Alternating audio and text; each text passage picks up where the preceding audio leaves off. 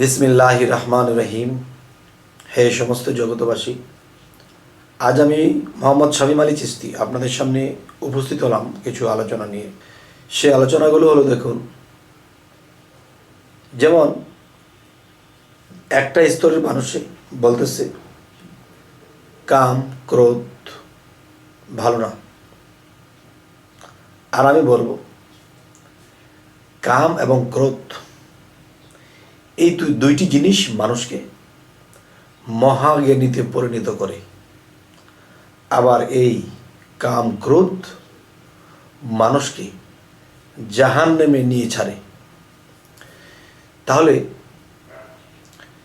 যারা বলতেছে যে কাম শক্তি এবং ক্রোধ শক্তি থাকতে নেই, রাখতে নেই সাথে, তাহলে এই দুইটি জিনিস যদি আপনার মধ্যে না থাকে, আপনার দ্বারা সংসার হবে না, আপনার সংসারের বাগান বড় হবে না। এর মূল ঘটনা হলো, দেখুন, একটা মানুষ যখন এই পৃথিবীতে জন্ম নেয়, জন্ম নেওয়ার পরে কিন্তু সে মাত্র একটা সূর্যের উদয় হলো, সেই লাল সূর্যটির কোনো তাপমাত্রা থাকে না, তাপ থাকে না, কারণ সে শিশু হয়ে উঠতেছে। 12টা 1টা যখন বাজবে তখন তার যৌবনকাল আসবে। এখন সারা জীবন যদি সূর্যটা লাল হয়ে থাকে তাহলে পৃথিবী চলবে না, এবং সারা জীবন যদি আকাশের উপরে উঠে এই সূর্যটা সারা জীবন একই জায়গায় থাকে তাহলে কিন্তু জগৎ চলবে না। যেখানে যেটা দরকার সেটা লাগবেই। তো এখন কথা হলো, দেখুন, এই বিষয়টি হলো, একটা শিশুর কামের প্রয়োজন নেই, সে কোলে কোলে থাকবে, মেয়ে মানুষের কোলে থাকবে। আচ্ছা,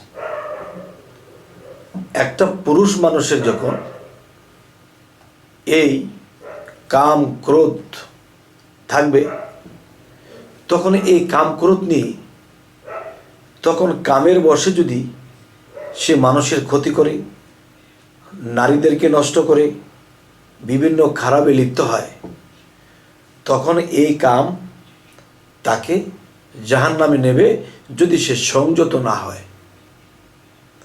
ক্রোধ রাগের বশে যখন মানুষ এটা সেটা ক্ষয়ক্ষতি করে ফেলে, ঘরের কোনো জিনিস ভেঙে ফেলে এবং কাউকে আঘাত করে, তখন কিন্তু কি হবে? ক্ষয়ক্ষতি হলো। আচ্ছা, আবার এই কাম ক্রোধ একজন মানুষকে আল্লাহর ওলিতে পরিণত করতে পারে, মহাজ্ঞানী তিনি হতে পারে। সেটি কেমন? যেমন আপনি দেখেন, আপনি দেখতেছেন বহু অলিয়া আউলিয়া হয়ে গেছে, সাথের লোকগুলো অনেক বড় বড় সাধু পুরুষ হয়ে গেছে, কিন্তু আপনি এই কাম ক্রোধ এই খারাপ পথ ছাড়তে পারলেন না। তখন আপনি কি করলেন?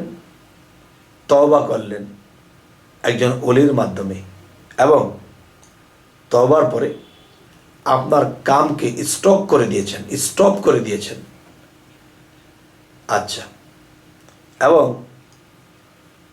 মরিদ শব্দের অর্থ আপনি মরা হয়ে গেছেন, কখনো কাউকে রাগান্বিত চোখে তাকাননি এবং কাউকে আপনি ধমক দিয়েও কথা বলেননি, নিজেকে মাটি করে ফেলেছেন।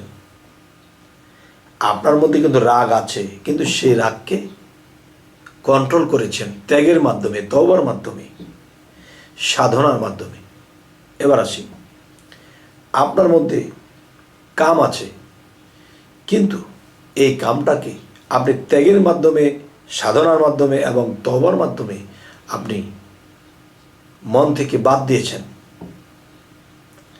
কিন্তু বাদ দিলেও কিন্তু নিজের মধ্যে এই জিনিসগুলো আছে, আর এইগুলা যদি আপনার মধ্যে না থাকে তাহলে আপনার দ্বারা ইবাদত হবে না এবং আপনার দ্বারা আল্লাহ লাভ করা যাবে না। কেননা দেখবেন, নফস যার ঠিক না থাকে বা ধ্বজভঙ্গ হয়ে যায়, ধ্বজভঙ্গের কথা কিন্তু হাদিস শরীফে এসেছে, ধ্বজভঙ্গ রোগী কখনো বেহেশতে প্রবেশ করবে না। এবং যারা নামাজি, যারা নামাজ পড়তেছে, তারা বলতেছে কি, নামাজ বেহেশতের চাবি। আর সেই নামাজটি ধ্বজভঙ্গী রোগীর দ্বারা সেই ইমামতি হবে না, এবং সেই ধ্বজভঙ্গ লোকটিকে কখনো বেহেশতে প্রবেশ করাবে না। আচ্ছা,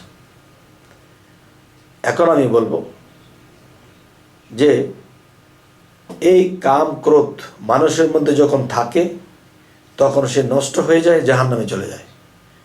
আবার এই কাম ক্রোধ মানুষের মধ্যে আছে, এটাকে ভিতরে রেখে ত্যাগের মাধ্যমে, তওবার মাধ্যমে, কুরবানির মাধ্যমে সে এমনভাবে চলতেছে, তখন সে দিন দিন জ্ঞানী হচ্ছে, আল্লাহর বন্ধুতে পরিণত হচ্ছে।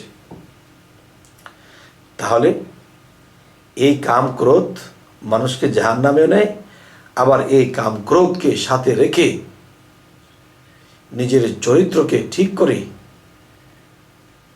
তখন সে আল্লাহর সাধনা করে, আল্লাহর আমল করে, তখন তিনি দ্রুত আগাতে পারে।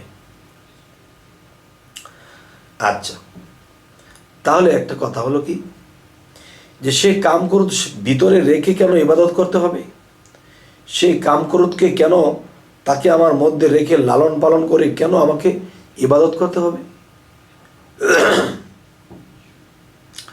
এর মূল উদ্দেশ্য হলো, দেখুন, আপনি যখন বিশ্বকাপের খেলোয়াড় হয়ে আপনি মাঠে নামবেন, তো আপনারা যে 11 জন আছেন এবং রেফারিও আছে, কিন্তু বল খেলতে শুরু করেছেন, কিন্তু আপনার বিপক্ষের দল নেই,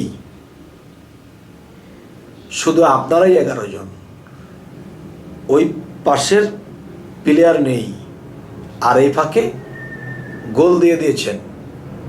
এই রকম গোল দিলে আপনি কিন্তু পাবেন না, বিশ্বকাপ পাবেন না।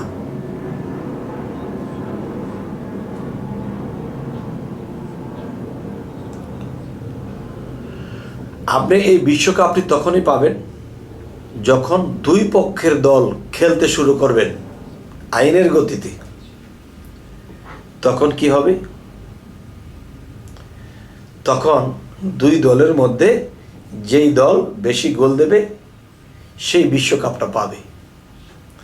তাহলে আপনার মধ্যে কাম, ক্রোধ, লোভ, মোহ, মায়া আছে, এইগুলোর সাথে আপনার খেলা হবে। এরা বলবে এদিকে যাও, এরা বলবে লোভ করো, এরা করো নারীর দিকে যাও, একজনকে বাড়ি কিনতে যাও, একজনের খারাপ কিছু করো। তাহলে 6 জনের 6 দিকে টানতেছে, সকলের টান ঠিক রেখে সে ইবাদত করে, সে সাধনা করে, সে আল্লাহর আমল করে। একদিন সে শয়তান, যে 6টা শয়তান, কাম, ক্রোধ, লোভ, মোহ, মায়া, মৎসর্য, এই শয়তান একদিন আত্মসমর্পণ করে যে তোমার মতো ব্যক্তির সাথে আমরা 6 জন মিলে পারলাম না, সাথে 11 জনকে নিয়েছিলাম, সাথে 10 জনকে নিয়েছিলাম। সেটা কি? সেটা হলো মানুষের দেহের মধ্যে 10 ইন্দ্রিয় আছে, মন, জ্ঞান, বিবেক আছে, এদেরকেও দখল করে নিয়েছিল। কিন্তু তিনি চৈতন্যতার কারণে, আল্লাহর প্রেমের শক্তির কারণে, আল্লাহর ইবাদতের কারণে, তার মনটা পবিত্র থাকার কারণে সেই 6 রিপু তাকে গ্রাস করতে পারে নাই। আর 6 রিপু গ্রাস করতে পারে নাই, তার সাথেই তার খেলা ছিল। এখন যদি কেউ বলে কাম থাকা যাবে না এবং ক্রোধ, রাগ থাকা যাবে না, সবই আমার থাকবে, আমার ভিতরে এগুলোকে পোটলা বেঁধে এক কোণাতে ফেলে রেখে আমার ডিউটি আমি করব, তাহলে কি হবে? তবেই আপনি আমি জয়লাভ করব, সেই বিশ্বকাপ আমরা পেয়ে যাব। তার মানে কি? আল্লাহ যে এই বিশ্ব বাগান ছড়িয়েছে, এই বিশ্ব বাগানের মধ্যে যে আল্লাহ কি বলেছে, সমগ্র বিশ্বটাই আমার নাট্যমঞ্চ। যার যেরকম অভিনয় হবে, চরিত্রবান অভিনয় নেবেন, নাকি আপনি গুন্ডার অভিনয় নেবেন, নাকি নায়কের অভিনয় নেবেন, না পরোপকারী অভিনয় নেবেন, কোনটা নেবেন? যদি আপনি মনে করেন আল্লাহর এই পৃথিবীটা একটা নাট্যমঞ্চ, তাহলে আমাদের ভূমিকা খুব ভালো করতে হবে, তাহলে আমি পুরস্কার পাব। তাই বলি কি, এই 10 ইন্দ্রিয় এবং 6টা রিপুর সাথে আমার যুদ্ধ, আপনার যুদ্ধ, এর সাথে যুদ্ধ কাটিয়ে আমাকে উঠতে হবে। এরাই যদি না থাকে, খালি মাঠে গোল দিলে তো আর আমি বিশ্বকাপ পাবো না। তবে হে সমস্ত জগৎবাসী, এই পৃথিবীতে নবী রাসূলদেরকে পাঠানোর কোনো প্রয়োজন হইতো না। কেন পাঠায়? কারণ পৃথিবীতে বহু খারাপ মানুষ আছে। এই খারাপ মানুষকে পথে আনার জন্যই নবী রাসূলদেরকে প্রেরণ করা হয়েছে। আর ভালো মানুষ তো ভালো আছেই। আচ্ছা, তাহলে আজকের কথাগুলো কি বোঝানো হলো? যে নিজের দেহের থেকে এই কাম শক্তি এবং ক্রোধ শক্তি, লোভ মোহ মায়া একেবারে আপনি সরাইয়া দিতে পারবেন না। এগুলাকে সব একাত্র করে গাঁঠি বেঁধে একটা চিপাতে রেখে দিতে হবে, দেহের একটা কোণাতে রেখে দিতে হবে। তাহলে এরা কিন্তু উড়াউড়ি পার্সাপার্সি করতেছে। এর প্রমাণ, যখন আপনি নামাজে দাঁড়িয়েছেন, বাহিরে ভালোই চলছেন, ব্যবসা বাণিজ্য করতেছেন, এক মনে কাজ করতেছেন, যেই নামাজে দাঁড়ালেন সেই আপনার চতুর্দিকে মন টানতে শুরু করছে, বন্ধুর সাথে কথা বলবো, আমার দেশে চলে যাব, আমি আমার মার সাথে একটা কথা বলবো, মাকে ঢাকা নিয়ে আসবো। নামাজে দাঁড়িয়ে বিভিন্ন কথা মনে পড়ছে। এগুলো কে মনে করাচ্ছে? শয়তান। আর সেই শয়তান আমার এখানে যদি আমি না বেঁধে রাখতে পারি, তাহলে সে আমাকে কান ধরে ঘোরাবে। তাই বলবো, এদের সাথে যুদ্ধ। এরা না থাকলে কিন্তু আমি আল্লাহ পর্যন্ত পৌঁছতে পারবো না। আর এরা বিরুদ্ধের দল, এদেরকে বকলে হবে না।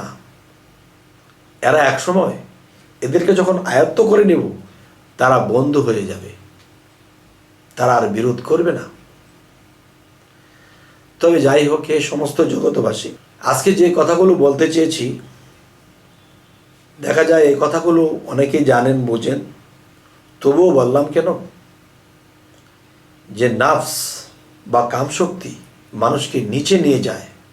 সে টানবে নিচে, আমি টানবো উপরে। একসময় টানতে টানতে তারে উপরে নিয়ে আসবো। তার মানে আমার আয়ত্তদিন করে নেব। শয়তানের কথা এতদিন মানুষ চলেছে, এখন শয়তান আমাদের কথা চলবে। তখনই কিন্তু আমাদের জীবন সার্থক হবে। শয়তান আত্মসমর্পণ করবে। আর যদি শয়তানকে আত্মসমর্পণ করানো যায়, শয়তানকে যদি মুসলমান বানানো যায়, তাহলে আমাদের জীবন ধন্য হয়ে যাবে। তবে হে সমস্ত জগৎবাসী, আমাদের চ্যানেলের আলাপ যদি আপনাদের ভালো লাগে, অবশ্যই সাবস্ক্রাইব করে নেবেন, পরবর্তীতে যেন ভালো আলোচনা নিয়ে আসতে পারি। তো সকলেই ভালো থাকবেন। আল্লাহ হাফিজ।